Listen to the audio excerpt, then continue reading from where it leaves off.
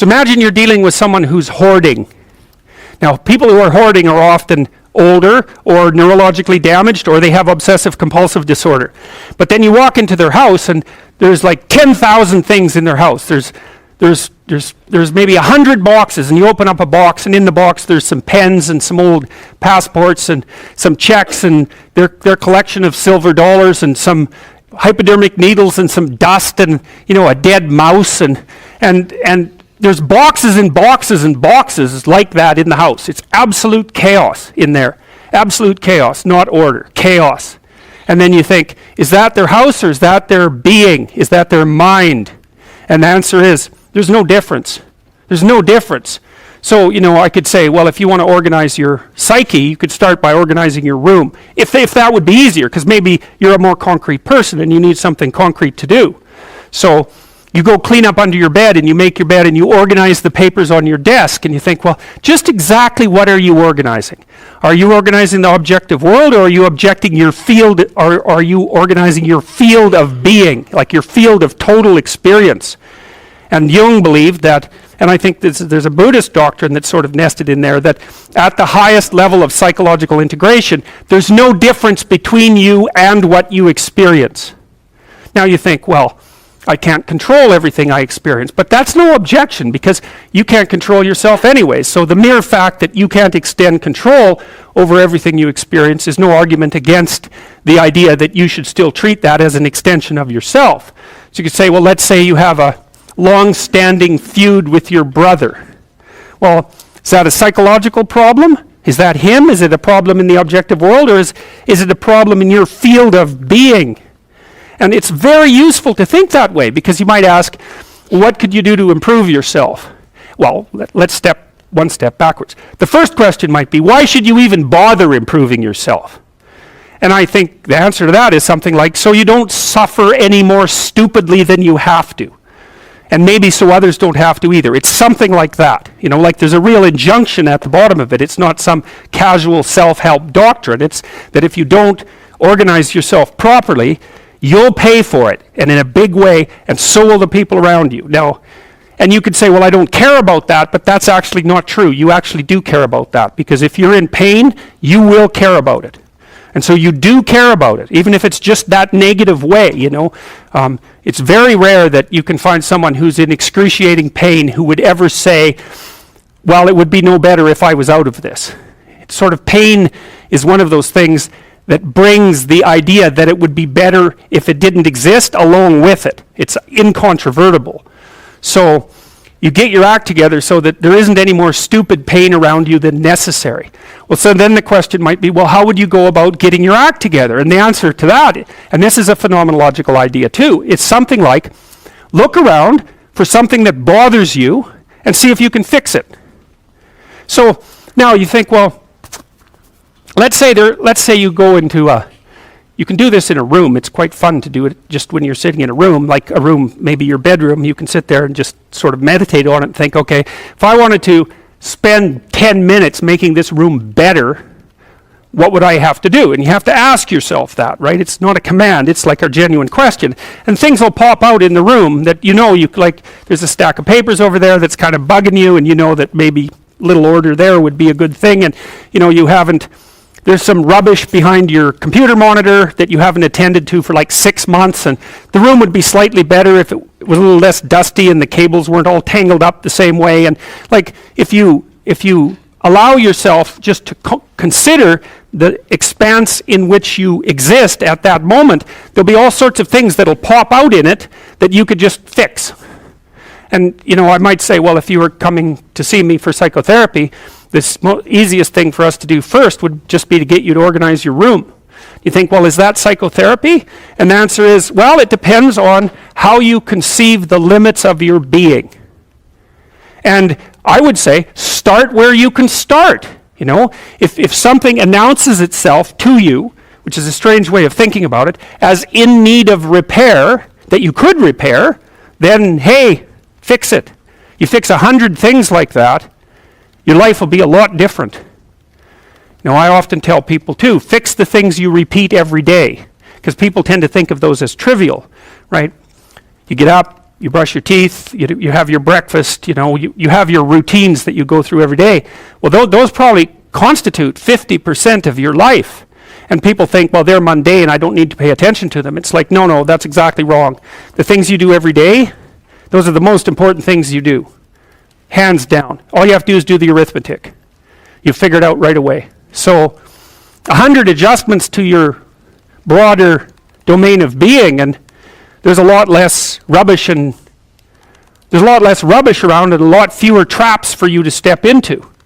And so that's in keeping with Jung's idea about erasing once you've got your mind and your emotions together, and once you're acting that out, then you can extend what you're willing to consider yourself and start fixing up the things that are part of your broader extent. Now, sometimes you don't know how to do that. So you might say, imagine you're walking down Bloor Street and there's this guy who's like alcoholic and schizophrenic and has been on the streets for 10 years. He sort of stumbles towards you and, incoherently mutters something. That's a problem. And it would be good if you could fix it, but you haven't got a clue about how to fix that. You just walk around that and go find something that you could fix, because if you muck about in that, not only is it unlikely that you'll help that person, it's very likely that you'll get hurt yourself. So, just because while you're experiencing things announce themselves as in need of repair doesn't mean that it's you right then and there that should repair them. You have to have some humility. You don't walk up to a helicopter that isn't working and just start tinkering away with it. You have to stay within your domain of competence. But most of the time, if people look at their lives, it's a very interesting thing to do. I like the idea of the room, because you can do that at the drop of a hat. You go back to where you live and sit down and think, okay, I'm going to make this place better for half an hour. What should I do? And you have to ask. And things will just pop up like mad. And it's partly because your mind is a very strange thing. As soon as you give it a name, a genuine aim, it'll reconfigure the world in keeping with that aim. That's actually how you see to begin with. And so if you set it a task, especially, you have to be genuine about it, which is why you have to bring your thoughts and emotions together, and then you have to get them in your body so you're acting consistently. You have to be genuine about the aim, but once you aim, the world will reconfigure itself around that aim, which is very strange. And it's technically true. The best example of that, you have all seen this video where you watch the basketballs being tossed back and forth between members of the white team versus the black team, and while you're doing that, a gorilla walks up into the middle of the video and you don't see it. It's like, if you thought about that experiment for about 5 years, that would be about the right amount of time to spend thinking about it. Because what it shows you is that you see what you aim at. And that, if you can get one thing through your head as a consequence of even being in university, that would be a good one. You see what you aim at. And so because one inference you might draw from that is, be careful what you aim at, right? What you aim at determines the way the world manifests itself to you. And so if the world is manifesting itself in a very negative way, one thing to ask is, are you aiming at the right thing? Now, I'm not trying to reduce everybody's problems to an improper aim. People get cut off at the knees for all sorts of reasons. They get sick, they have accidents. There's a random element to being, that's for sure. And so you don't want to take anything, even that particular phrase, too far. You want to bind it with the fact that random things do happen to people, but it's still a great thing to ask. Okay, so Rogers was a phenomenologist, and he was interested he didn't start his philosophy from the perspective of subject versus object, or from the idea of psyche, like sort of inside you, your mind with its layers. That's not how he looked at it. And so let's go through, I'll introduce you to Rogers. And then we'll talk about it more next time. I'm going to start, though, with something that I learned from him that I think was of crucial importance. And so we'll set the stage for the further discussion with this. And I'm going to read it to you. Assuming a minimal mutual willingness to be in contact and to receive communications, we may say that the greater the communicated congruence of experience, awareness, and behavior on the part of one individual, the more the ensuing relationship will involve a tendency towards reciprocal communication with the same qualities, mutually accurate understanding of the communications, improved psychological adjustment and functioning in both parties, and mutual satisfaction in the relationship. It's quite a mouthful. What does it mean? Assuming a minimal mutual willingness to be in contact and to receive communications. Okay, we're having a conversation. I'm deciding I'm going to listen to you, right? That's different than how people generally communicate, because usually when they communicate, they're doing something like, okay, we're going to have a conversation, and I'm going to tell you why I'm right, and I'll win if you agree. Or maybe you're having a conversation where, I don't know what you're trying to do. Maybe you're trying to impress the person you're talking to. So you're not listening to them at all. You're just thinking about what you're going to say next. Okay, so that's not this. This is, you might have something to tell me. And so I'm going to listen on the off chance that you'll tell me something that would really be useful for me to know. And so you could think about it as an extension of the Piagetian, Piaget talked about the fundamentally important element of knowledge being to describe how knowledge is sought, the process by which knowledge is generated. Well, if you agree with me and I find that out, I know nothing more than I knew before. I just know what I knew before. And maybe I'm happy about that because, it didn't get challenged. But I'm no smarter than I was before. But maybe you're different than me, and so while I'm listening to you, you'll tell me something I don't like. Maybe it's something I find contemptible or difficult, whatever. Maybe you'll tell me something I don't know, and then I won't be quite as stupid. And then maybe I won't run painfully into quite as many things.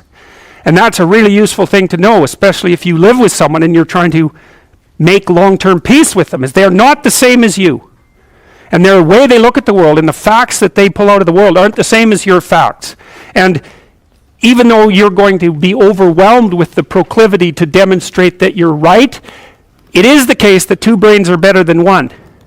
And so maybe 9 of the 10 things they tell you are dispensable, or maybe even 49 out of 50, but one thing, all you need to get out of the damn conversation is one thing you don't know.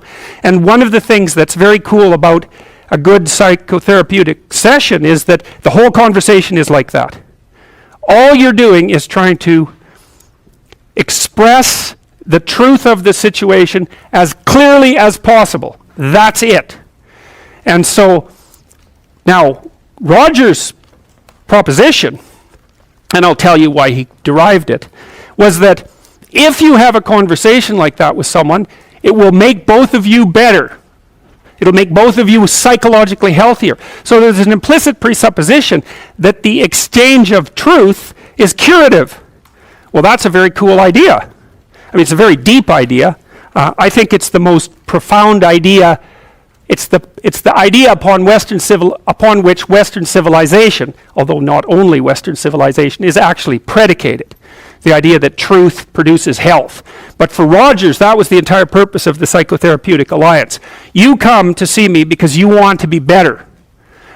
You don't even know what that means necessarily, neither do I. We're going to figure that out together.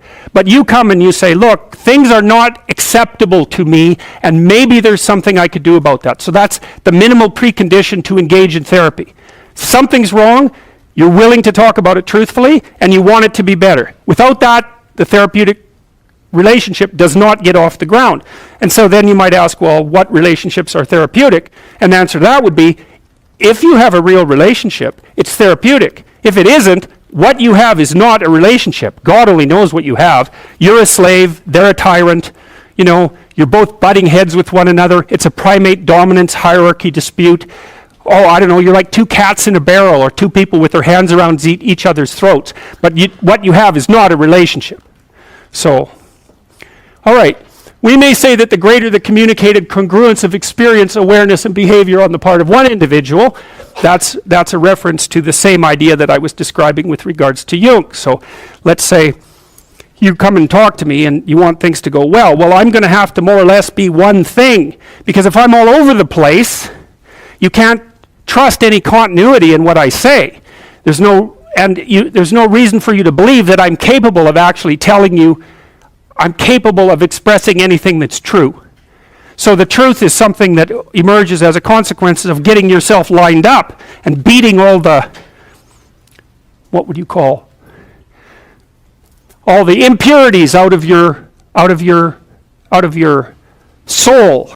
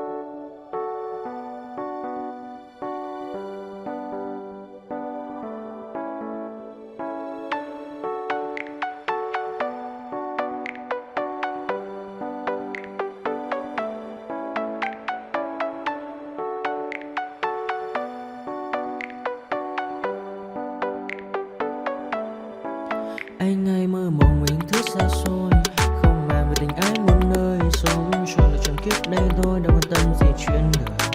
Thế mà lại ngâm tương tư, ông tầm bà mút xe tơ. Đêm nằm trộm nhớ mơ mơ về ai. Thì ra anh yêu rồi, từ ánh mắt nụ cười, từ đôi môi gọi mưa sao xuyến lòng anh. Thì ra mê em rồi, ngày hay đêm ôm lời, chỉ nghĩ đến em thôi. Đó là do anh đã yêu rồi, anh đã yêu rồi, anh đã yêu rồi. Anh đã yêu rồi, anh đã yêu rồi, anh đã yêu em mất rồi.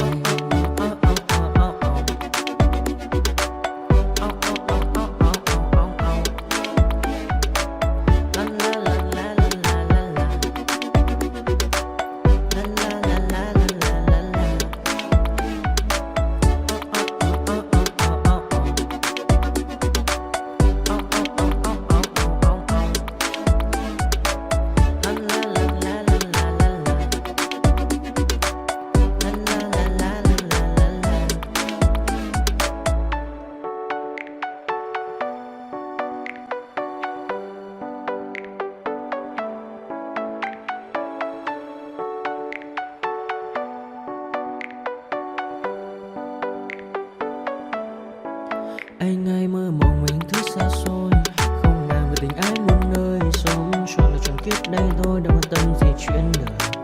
Thế mà lại nằm tương tư, ông tầm bà mút xe tơ. Đêm nằm trộm nhớ mơ mơ về ai.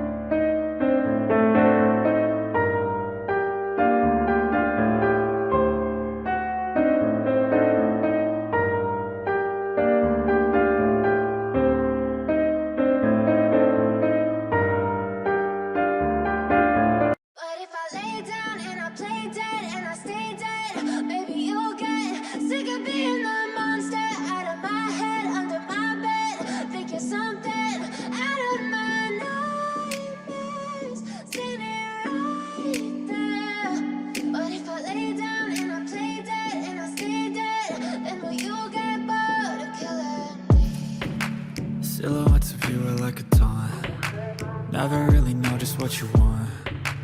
With you I don't ever feel calm. I can feel the sweat inside my palms. Play with me like cats and a string. You don't understand the pain it brings. You don't ever wanna give me wings. You don't ever wanna set me free. You know I'm addicted to you, and it's twisted, you've been gifted with the evil voodoo. Got me coming back for more, even when I've been screwed. Dolls full of pins, pierce my heart straight through.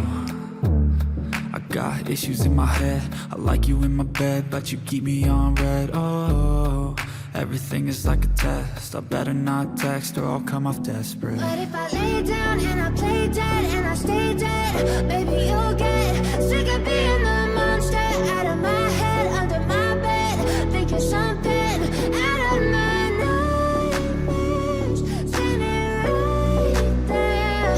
But if I lay down and I play dead and I stay dead, then will you get bored of killing? So if I play dead, will you regret everything that you did, that you said? I don't think you understand what you're doing, and my heart's black and blue from the bruising. I feel like when I'm with you I'm losing. I feel like you think that this amusing, sitting there gaslighting and confusing. Was it me? Is it me? Am I deluded? I'm the one who's always sorry, the conclusion. Even though I offer all of the solutions, I wish you loved me like I love you, it's stupid. When I'm alone with you I never feel lucid. I wish I wasn't struck by Cupid. I wish when I first saw you I knew this.